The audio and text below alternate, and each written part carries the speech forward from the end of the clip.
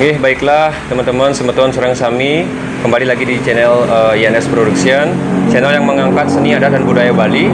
Makin tiang bersama dengan narasumber tiang Putu Agus Yudiawan dari Warih Muluk itu, Swastiastu Pak Putu. Dan juga bersama dari akademisi Dr. Ide Ayumade Gayatri SSN MSI. Om Swastiastu. Tapi gatra Pak Putu? Main-main aja. Tapi gatra Budayu.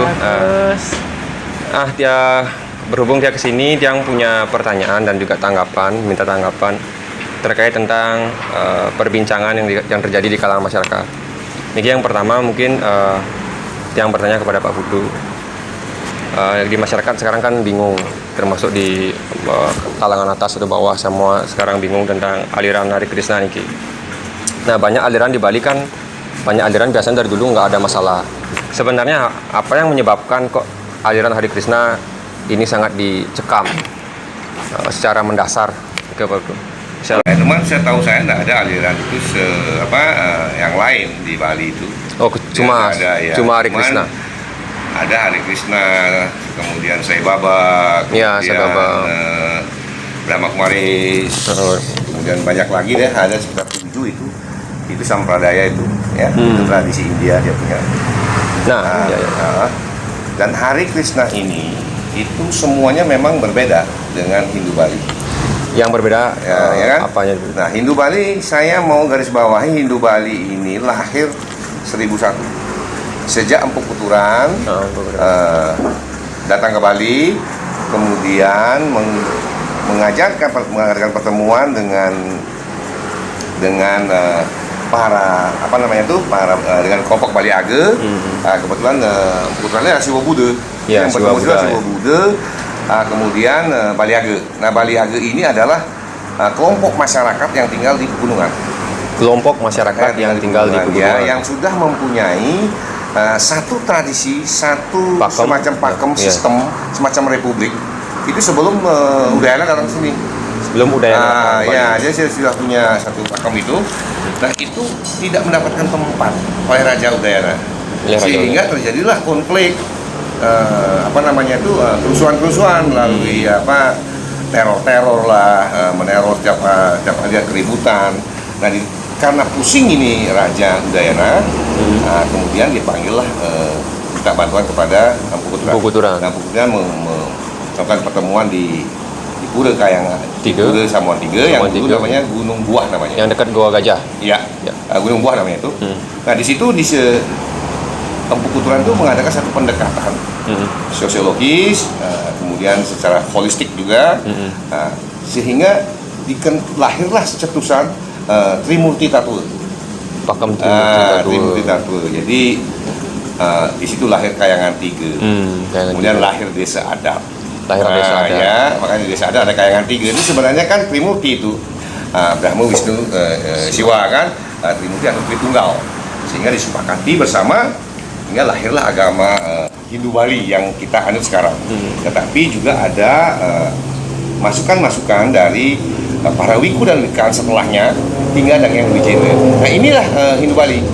Jadi pakemnya itu sudah fix, final, tidak bisa dikurangi, tidak bisa ditambah. Nah, jadi kalau ada aliran lain masuk pengen mengurangi, pengen menambah, berarti dia sudah secara tidak langsung maupun langsung tidak mengakui Hindu Bali. Kan sekarang banyak nih, kayak misalkan Sai Baba nih, ya, kita bicara Sai Baba nih. Jadi banyak sekarang saya lihat, saya sering ke pura, saya maturan biasa, mesegah biasa, sama budaya kan masih sama. Saya disalahkan merusak tradisi, kan begitu. Nah, kalau orang lain mendengar ini, jadi mungkin percaya, tapi kalau saya enggak. Sebab apa? Karena mereka sudah melanggar salah satu pakem daripada agaman Bali. Contoh misalkan, kalau misalkan Sai Baba, dia menyembah Baba adalah Tuhan. Bagaimana dia bisa mengatakan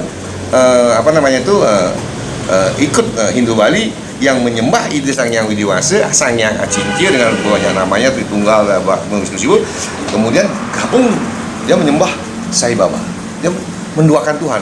Sama kayak Hare Krishna.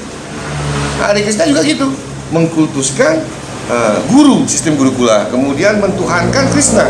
Bahkan di Srimad Bhagavatam dituhankan Sri Chaitanya Mahaprabhu. Nah, ini kan kacau nih. Gitu. Jadi sampradaya ini kenapa kita keras? Karena dari segi teologi, dari segi ritual, dari segi apapun berbeda. Saya tanya sekarang sama Dek Yandi ini, apa persamaannya? Coba satu aja sebutkan Sampradaya dengan Hindu Bali. Persamaannya? Berat. Kalau sama-sama menyembah Tuhan, iya, tapi Tuhannya siapa dulu kan itu. Mungkin sama-sama percaya Tuhan itu ada. Iya. Tapi mungkin yang berbeda drestenya. Betul. Dan ritualnya itu betul. yang kira. Betul. Anggaplah Weda itu adalah sebuah air kan gitu ya. Air itu kan ada bentuknya. Jadi dia akan berbentuk sesuai dengan tempatnya. Jadi tidak bisa dong kalau bentuknya bulat seperti gelas ini kayak semacam ini disamakan dengan bentuk botol. Pasti nggak cocok dia, bertentangan ya. Nah itu satu ide ya. Kemudian yang kedua, Sampradaya ini, aliran ini dan lain-lainnya ini sudah mengikis sedikit demi sedikit. Contoh caru udah dipercayain. Apa artinya caru? Kalau ngomong caru berarti ngomong kurban binatang. Iya, kurban. Nah sebenarnya dia mengagungkan ahimsa paramo dharma. Tidak menyakiti binatang dalam bentuk apapun, termasuk yannya, butuyannya, ya. Nah sementara Bali butuyannya wajib caru. Doa lembur. Gitu. Ya ini untuk apa namanya itu keseimbangan energi, sebab agama kita itu energi. Tidak ada pemujaan patung. Yang ini coba lihat di Pura Desa katanya di Pura Pusah penyembahan Tara Wisnu misalkan. Kemudian di Pura mana Desa Brahma. Di dalam Tara Siwa. Di Pura dalam itu ada 3. Tara Siwa ada, Tara Wisnu ada, Tara Siwa ada. Dah, Brahma ada, 3 tuh ada. Nah sekarang lihat kamu pernah punya dari mana kamu? Aslinya? Asli. Karangasem. Pura Pusah ada nggak patung Brahma? Tidak ada. Nggak ada. Ya. Di Pura Pusah ada patung Wisnu? Tidak ada. Nah artinya apa? Artinya agama kita memang sangat sesuai dengan Sruti bahwa Tuhan itu acintia, tak terpikirkan. Jadi justru agama kita ini paling sesuai dengan Sruti. Jadi acintia ini tak terpikirkan. Maka disimbolkanlah dengan pertimur. Nah setiap pertimur itu pasti 2 Purusa Perdana. Seperti kamu di Pura pasti Purusa Perdana. Itulah leluhur kita sebenarnya. Kalau kita lihat urutannya dari Ongkar itu. Nah itu. Jadi justru sementara Sampradaya ini mewujudkannya Tuhan itu.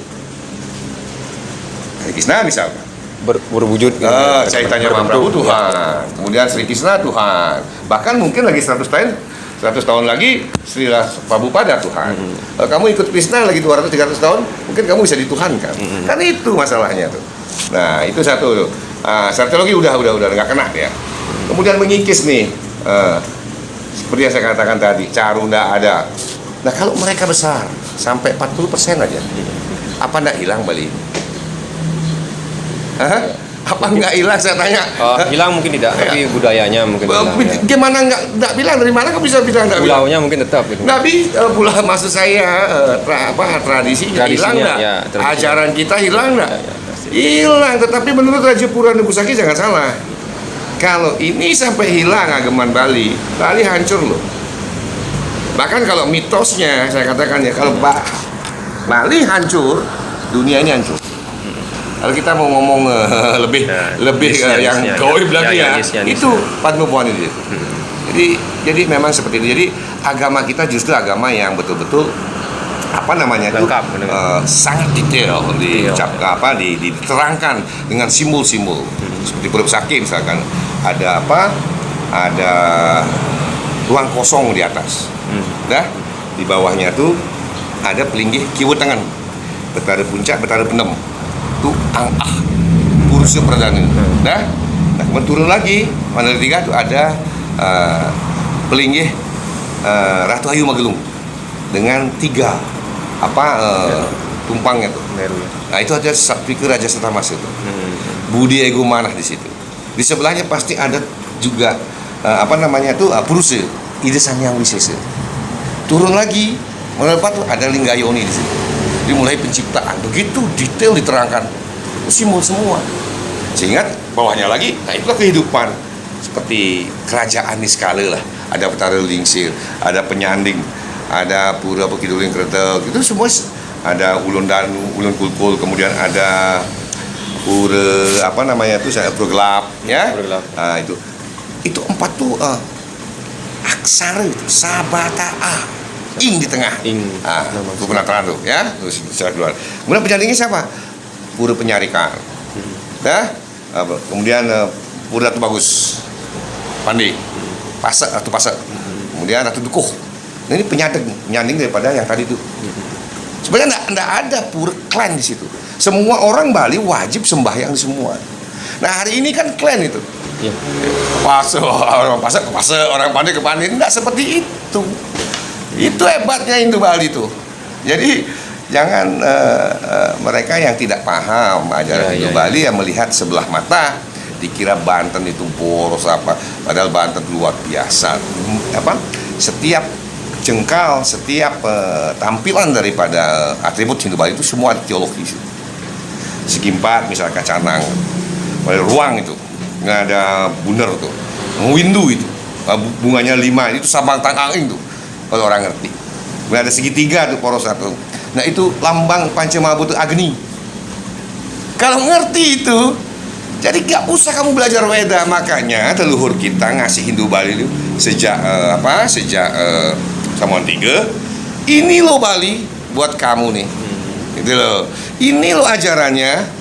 Kamu nggak usah ngapa-ngapain lagi, tinggal jalankan saja. Deliunan petako, nak mulai gitu. Tapi bukan belok kamu gitu. Nanti kalau kamu udah besar kan udah gini. Silakan kamu belajar. Jangan kecil-kecil tanya ini tanya itu. Nah itu filsafat mulut gitu tuh luar biasa itu. Jadi sekarang kan ngomong anggaplah gini. Tapi nah, teh nih.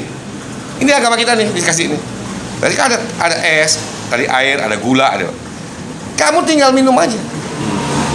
Nggak usah lagi diurai ini gulanya dari mana, gula apa. Nah, ini repot ini. Nah ini sekarang nih orang yang intelektual tapi nggak punya kecerdasan spiritual, nah begini ribut. Nah itu. Jadi saya kira itu ya banyak sekali dan ini berbahaya sekali sampradaya di sini. Makanya saya paling keras nih.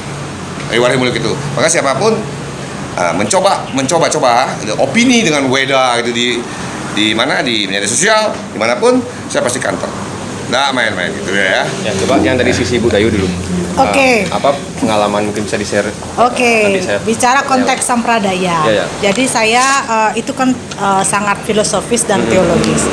Saya bicara sampradaya dari semangat zamannya ya.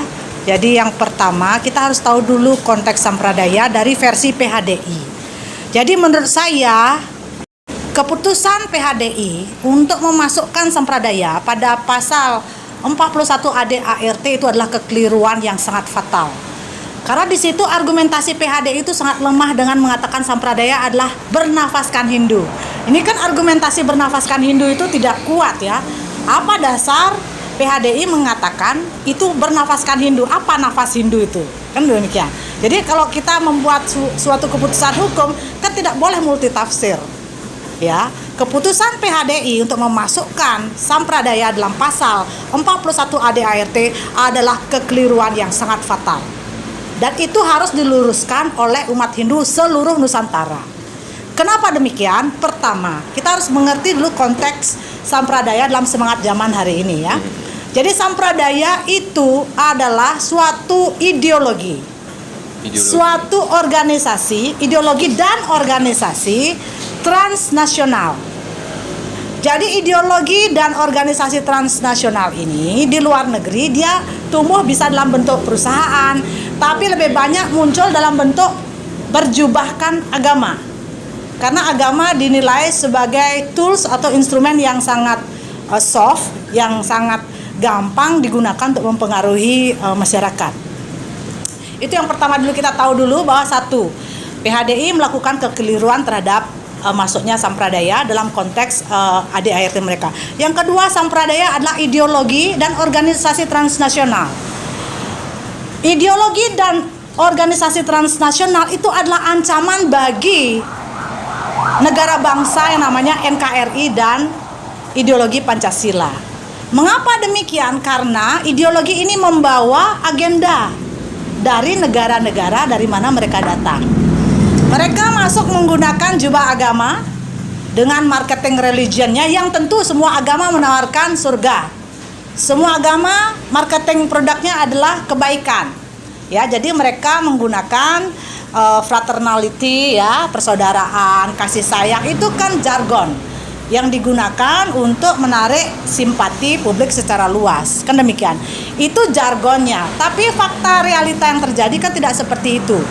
Jadi masuknya ideologi transnasional membawa agenda dari negara. Artinya ini menjadi ancaman bagi NKRI kalau ini tidak diwaspadai keberadaan mereka. Karena masuknya sampradaya atau ideologi transnasional secara luas, seperti di dalam Islam kita mengenal transnasional ISIS, transnasional Hizbut Tahrir, ya. Di Hindu sekarang, di tubuh PHDI sekarang ada transnasional yang disebut dengan istilah bernafaskan Hindu, ya. Jadi menurut saya ini harus tetap menjadi catatan penting bagi pemerintah dan PHDI untuk berhati-hati ketika mereka memasukkan organisasi keagamaan semacam ini. Mengapa saya berani mengatakan Sampradaya ini adalah organisasi internasional? Ada beberapa unsur yang harus dipenuhi. Pertama, dia adalah organisasi atau ideologi lintas negara, ya, lintas daerah. Jadi pergerakan mereka lintas agama, lintas daerah. Kemudian kalau di kecil-kecil lagi lintas asram. Jadi ini akan sangat berkaitan dengan gerakan imigran-imigran dari luar negeri ke negara-negara. Kemudian imigran ini membawa pengaruh ideologi dari masing-masing negara dan kepentingan politik. Kemudian aliran ini secara organisasi dia terkait dengan atau bertanggung jawab atau hanya percaya pada organisasi pusat mereka. Dalam contoh kasus Hare Krishna, ideologi dan transnasional ini ada di bawah lembaga pemerintahan. Bayangkan ya, Hare Krishna punya sistem pemerintahan sendiri yang disebut dengan Governing Body Commissions, badan pemerintahan ISKCON. Ya, dari konteks itu saja harusnya PHDI sudah waspada. Kenapa institusi ini punya badan pemerintahan di negara lain? Dan kenapa badan pemerintahan ini kita biarkan masuk ke institusi keagamaan? Padahal pendiri dari Sampradaya Hare Krishna sendiri menyatakan mereka bukan Hindu. Ini kan statement dari pendiri Srila Prabhupada sendiri mengatakan begitu. Mereka bukan Hindu. Kedua, mereka memiliki badan pemerintahan sendiri yang terletak di New York dan Mayapur. Dia punya badan. Jadi organisasi ini tidak percaya pada kekuasaan negara. Yang dia percayai adalah kekuasaan dari organisasi perguruan mereka yang diistilahkan kalau di Sampradaya namanya garis perguruan parampara. Jadi apapun kebijakan GBC, Governing Body Commission dari ISKCON, merupakan hukum mutlak yang harus diikuti oleh para penganut ISKCON di seluruh negara. Nah ini kan harus diwaspadai bagaimana agenda pemerintahan negara lain ya itu bisa berkuasa di institusi yang namanya PHDI, ya, lintas agama. Jadi penganut di luar negeri itu lintas agama, makanya Sampradaya atau ideologi transnasional dan disebut juga dengan New Age Movement, gerakan agama baru. Jadi mereka adalah agama baru yang sudah mempersiapkan diri dengan sistematika yang tertata ya, punya badan pemerintahan. Kemudian yang kedua, Sampradaya adalah ideologi dan organisasi transnasional memiliki prinsip mereka merupakan organisasi yang menganut garis perguruan ya, atau tadi itu lembaga pemerintahan sendiri. Misalnya di ISKCON namanya GBC, kalau di Sai Baba namanya Sai Satya Group itu ya, yang terletak yang di bawah kepemimpinannya Sri Satya Sai Baba. Nah itu kan modal-modal transnasional yang berusaha masuk ke Indonesia dengan mencari konteks lokal. Konteks lokal maksudnya apa? Jadi organisasi ini tahu kalau misalnya mereka secara penuh membawa garis budaya, kultur organisasi mereka yang memang berasal dari luar negeri itu masuk ke Indonesia, maka mereka harus mencari kultur konteks lokal. Konteks lokal apa yang mereka pakai agar bisa masuk? Yang pertama, mereka memahami bahwa mereka harus menggunakan wacana Pancasila, terutama pasal 1. Jadi di mana-mana mereka mengatakan mereka adalah organisasi ketuhanan yang Maha Esa ya. Pertanyaannya adalah siapa Tuhan mereka? Kan begitu jadi pertanyaan kalau di Indonesia ini ya. Yang menjadi persoalan ketika kita membicarakan ideologi dan organisasi transnasional dalam konteks ketuhanan ini, dalam kultur Indonesia kita tidak mengenal menuhankan manusia. Ya, menuhankan manusia itu adalah sesuatu yang tidak ada dalam kultur budaya Hindu Nusantara. Itu tidak ada. Seperti tadi sudah dijelaskan, kita memiliki teologi khusus tentang ketuhanan itu ya, yang tidak berupa manusia. Itu prinsip dasar ya, kenapa itu akhirnya menjadi konteks lokal yang mereka cari dengan menggunakan ketuhanan yang Maha Esa, itu harus kita kritisi. Karena dalam kultur Indonesia, Nusantara ini tidak menuhankan manusia. Kemudian tadi sudah disebutkan lintas agama, dan ini ketika kita bicara agama dan aliran itu harus dipisahkan. Agama Hindu Indonesia sudah final. Ya, memang kita didukung oleh masyarakat Sunda Wiwitan, kemudian Keharingan dan sebagainya. Tetapi ini adalah bersumber dari perjanjian luhur bangsa, bahwa bangsa-bangsa di Nusantara ini memiliki komitmen membangun NKRI dengan budaya Nusantaranya, termasuk dalam sasaran ADART dari PHDI pun disebutkan bahwa PHDI harusnya memiliki sasaran mengayomi masyarakat Hindu Nusantara dengan segala kearifan lokal. Nah, kalau kita lihat konteks sampradaya yang berideologi transnasional, ini kan tentu salah sasaran ya.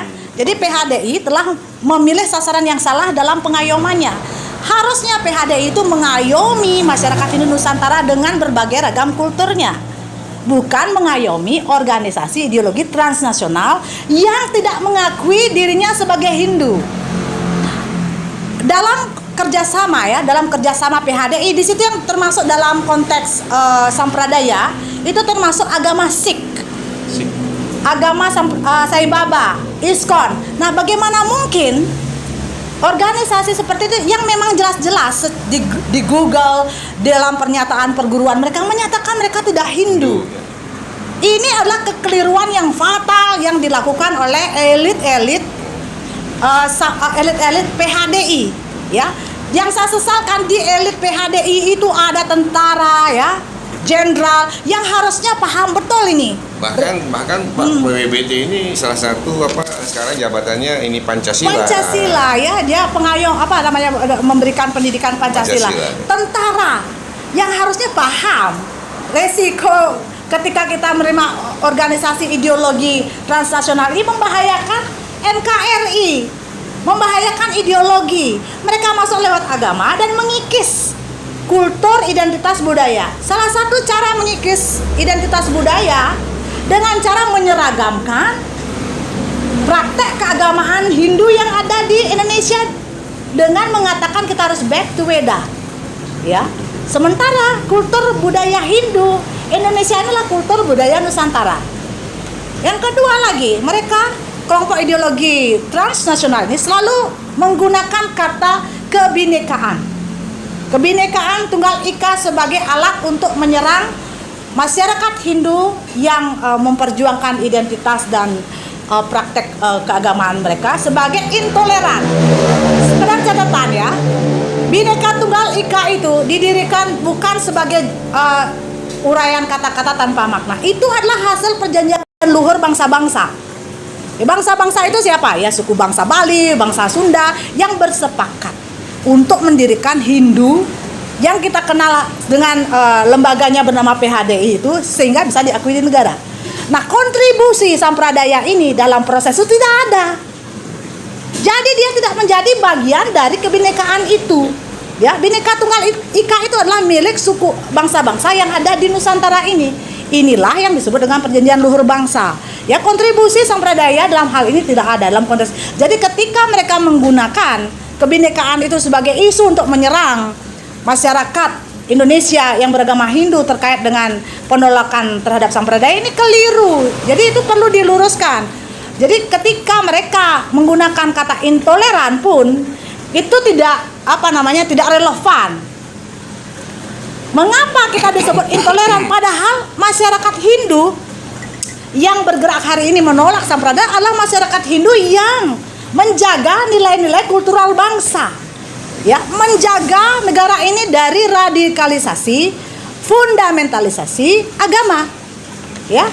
Seharusnya pemerintah berpikir seperti ini, bahwa jangan dibalikkan Ya, jangan paradoks, jangan dibalikkan kenyataan realita bahwa perjuangan yang dilakukan oleh gerakan masyarakat Hindu Bali itu adalah gerakan memperjuangkan, mempertahankan negara ini dari radikalisasi dan fundamentalisasi dari organisasi dan ideologi transnasional. Transnasional itu masuk dengan 3 cara. Pertama, dengan cara kekerasan seperti terorisme. Yang kedua, dia masuk lewat jalur-jalur elit, menyusupi jalur-jalur elit. Orang-orang di parlemen kita, ya beberapa kita tahu lah orang-orang parlemen yang memang beraliran sampradaya. Yang ketiga, dia lewat jalur yang lebih soft, menganjurkan kehidupan konservatif abad ke-15. Bayangkan, kita sekarang ada di Semangat 58. Demikian juga dengan Sri Satya Cai Baba, baru lahir 1800. Guru Nanak Sri Dev dari agama Sikh itu juga baru lahir pada abad 1400-an. Bagaimana mungkin kita dibawa hidup ke abad ke-15 itu seolah-olah itulah tonggak dasar kemurnian Weda. Maksud dari makna nafas itu Hindu itu gimana? Ya itu tanyakan ke PHDI, makanya itu yang saya kritisi ya. Nafas itu hati-hati dengan nafas. Nafas itu bisa bau loh. Banyak gini ya. Ya, jadi nafas Hindu, konteks nafas Hindu di AD ART pasal 41 itu dipertanyakan ini nafas yang wangi atau nafas yang busuk. Kalau dia busuk dia harus diobati ya. Jadi yang kita obati adalah internal PHDI pusat. Karena kenapa saya mengatakan begitu? Karena PHDI di Bali sendiri sekarang kan sudah bersinergi dengan Majelis Desa Adat, dengan Gubernur Bali, dengan DPR. Artinya apa? Ini kita semua menjadi satu kesatuan gerakan yang solid ya. Pemerintah sudah hadir, kepolisian sudah hadir, semua sudah hadir dan mengakui bahwa gerakan masyarakat Hindu Bali menolak sampradaya itu konstitusional, sesuai dengan amanat konstitusi, terutama pasal 18B. Kemudian kita juga merupakan gerakan yang melakukan pertahanan bela negara dari radikalisasi dan fundamentalis. Itu diatur dalam pasal 30 UUD 45. Nah ini harus dipahami ya. Jadi gerakan masyarakat Hindu Bali menolak sampradaya itu bukan gerakan untuk kepentingan Hindu Bali, tidak. Memang cetusannya ada di Bali, tetapi ini adalah semangat untuk bersama-sama menjaga Hindu Nusantara dengan kearifan kultural masing-masing. Dan mereka masih tetap melawan lah, mereka punya ahli hukum lah, dengan ini tidak sesuai hukum lah, ini itu kan mereka buat opini begitu hanya di media sosial. Kenapa tidak langsung tuntut desa Kesiman atau desa yang lain yang MDA yang mengesahkan penutupan itu? Kenapa? Mereka berpropaganda, berstrategi di media sosial agar supaya desa adat yang lain takut. Kan itu maklum juga ada 1493 desa adat yang tentu kemampuan, kecerdasan dan keberaniannya kan tidak sama. Jadi mereka mempengaruhi itu. Jadi kita tahu ada mapping siapa nih orang-orangnya, orang-orang kalau tidak sampradaya penuh pro sampradaya kan itu. Dan kita sudah tahu punya asram, punya ini, ngertilah kita yang begitu-begitu tuh. Yang menarik lagi ya, nafas Hindu itu harus dikritisi juga ya. Kalau nafas Hindu itu tadi kita terjemahkan sebagai ideologi dan organisasi transnasional, tentu nafas ini nafas kebusukan ya, merongrong NKRI, merongrong ideologi Pancasila, kan demikian. Yang kedua, kalau nafas Hindu ini adalah agama baru, agama Sikh, agama Sai Baba, agama ISKCON. Apakah tempatnya ada di agama Hindu? Itu pertanyaan yang sangat bodoh ya, yang bisa dilontarkan oleh siapa saja. Itu kan agama tersendiri. Harusnya agama-agama tersendiri ini tidak menjadi benalu di dalam tubuh PHDI. Tiru Konghucu, ya, dia memperjuangkan haknya. Jadi hak itu diberikan oleh negara. Gunakan hak itu dong, ya. Kenapa itu tidak dimanfaatkan oleh sampradaya ini untuk menjadi agama tersendiri? Konghucu bisa kok. Artinya apa? Negara hadir kok untuk memfasilitasi hak-hak mereka. Nah ini tidak dilakukan. Kenapa? Karena mungkin ada kepentingan agenda politik yang mudah mungkin dengan menggunakan PHDI sebagai instrumen, kan kita nggak tahu itu ya. Jadi itu pertanyaan dari masyarakat awam terutama saya ya, ketika kita tahu itu nafas Hindu itu busuk, adalah tugas dari kita semua untuk mengobati internalnya dia. ya, internal PHDI. Dan ini kita semua masyarakat yang bergerak adalah masyarakat yang peduli dengan kesehatan nafas-nafas agama Hindu itu ya, agar tetap wangi, damai ya, sehingga kita bisa mendapatkan sikat gigi 3 kali. Iya. Nah itu kan, jadi itu yang dilakukan kita itu seperti itu, pencegahan radikalisasi. Jadi jangan dibalikkan, diputar balikkan. Organisasi dan ideologi, jangan memutarbalikkan fakta bahwa Anda itu adalah agama tersendiri. Ya, ketika kita yang memang Hindu, Indonesia sudah final ini, tidak ada lagi pembahasan sektor lagi, karena kita memang beranjak dari Hindu Nusantara dengan nilai-nilai kultural yang semua orang sudah tahu nilai itu seperti apa di masing-masing daerah, kan demikian ya. Maka ini perlu menjadi pemikiran yang lebih serius dari pemerintah untuk melihat konteks pergerakan masyarakat Hindu Bali ini. Jangan sampai pemerintah, elit-elit itu dimanipulasi seolah-olah kami masyarakat Indonesia yang memperjuangkan negara ini dari radikalisasi, fundamentalisasi, dari pelongrongan ideologi Pancasila, seolah-olah kami yang menjadi penjahatnya seperti itu. Ini kan memutarbalikkan fakta. Ini adalah manipulasi yang berbahaya. Sekarang kan kayak gitu ya, di mata masyarakat yang khususnya di luar Bali, kan terlihat Bali itu seakan-akan menolak ya adanya kepercayaan. Itulah, jadi kita ingin merubah. Oh betul, kita menolak kepercayaan karena kepercayaan itu tempatnya tidak di PHDI. Aliran kepercayaan itu rumahnya di Pakem. Kenapa akhirnya tuntutan gerakan masyarakat Hindu Bali itu tidak membubarkan ya, kita tidak membubarkan Sampradaya. Memang bukan tanggung jawab kita membubarkan Sampradaya, itu tugasnya Kemkumham ya, Kementerian Hukum dan HAM ya. Tapi yang kita inginkan tuh memindahkan dia, cuma memindahkan ke tempat dan Bali bebas Sampradaya. Oke, itu yang penting, tidak ada asram, bebas Sampradaya. Soal keyakinan dia sendiri terserah mau di rumah. Bali bebas Sampradaya itu tugasnya itu. Karena begini, Desa Adat terlahir dari ajaran Trimurti Tattwa. Nah, itu rohnya. Di Desa Adat itu punya roh dia. Rohnya ya agama Hindu Bali. Jangan dipisahin Desa Adat terus bawa cuma ke hukum aja, tetapi ini ada roh nih. Makanya berdesa adat misalnya yang takut-takut melarang Sampradaya Dwidangannya, dipertanyakan ke Hindu Baliannya. Sebab rohnya ini adalah Trimurti Tattwa. Secara automatically dia juga melanggar agamanya sendiri. Nah itu mesti jelas itu. Jadi apa namanya itu lah. Nah soal politik itulah soal kita tunggulah sampai Oktober. Ya, dan Undang-Undang Nomor 1 PNPS 65. Nah kalau kita ngomongin hukum di sini nggak bakalan selesai. Suruh mereka itu tuntut. Nah kita layani, kita uji materi di pengadilan. Kalau di medsos begini ngomongin hukum nggak habis-habis, orang namanya 2-3 sarjana hukum bisa 15 pendapat kok. Ya, pendapat. Itu yang jelas kita final, agama Hindu Bali sudah final, pakemnya final, semua atributnya final, tidak boleh dikurangin atau ditambahin. Banyak orang munafik hari ini. Mereka masih bernama Arya misalkan, ya. Itu kan bagian dari warisan leluhur. Tapi belain Sampradaya. Karena aneh ini. Nah itu. Kemudian apa lagi nama lagi pakai nama-nama Bali itu? Kan banyak itu kan munafik namanya itu. Jadi kalau memang begitu juga kayak Sai Baba, kayak Hari Krishna, pakai penjor lah di depan kamuflase. Apa itu? Nah, kemudian Padmasana dikasih fotonya Baba. Kemudian buat Padmasana tanpa caru, tanpa mendebak pedagingan. Ini kan kemunafikan luar biasa ini.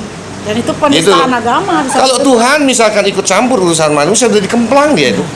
Benar, udah dikemplang. Kalau Tuhan misalkan ini punya aturan tegas, ini A, ini B, tidak diserahkan kepada manusia, tapi beliau yang baru begitu tang. Nah karena Tuhan itu memberikan kebebasan, kita ini manusia sultan.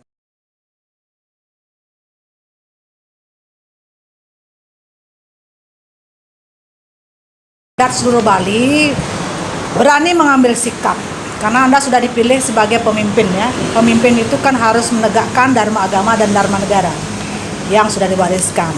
Jadi ini adalah bagian dari tugas yang tidak mudah karena yang kita lawan itu adalah saudara sendiri. Tidak, yang kita lawan adalah ideologi dan organisasi transnasional. yang menggunakan orang-orang lokal untuk menjadi instrumen bagi kepentingan politik mereka yang luas. Jadi Bapak Bendesa atau Ibu Bendesa di seluruh Bali, tindakan Anda untuk menolak sampradaya di desa adat merupakan tindakan untuk menjaga NKRI dan Pancasila dari rongrongan, ideologi, dan organisasi transnasional. Itu saja. Baik, sudah waktu ada tambahan tidak? Enggak ada sih. Sekian perbincangan Tiang juga tentang Hari Krishna dan aliran yang lain, aliran Sai Baba. Semoga dari video ini semua masyarakat Sumatera di Bali bisa eling mulak sarira mungkin dari masalah ini seharusnya memang terjadi gitu Pak. Agar semua eling kembali kepada leluhur dan jalan leluhur. Sinap Tiang kirang langkung yang aturang agung Rena Pangampura. Sinap Tiang untuk para masyarakat Om Santi Santi Santi. Suksema.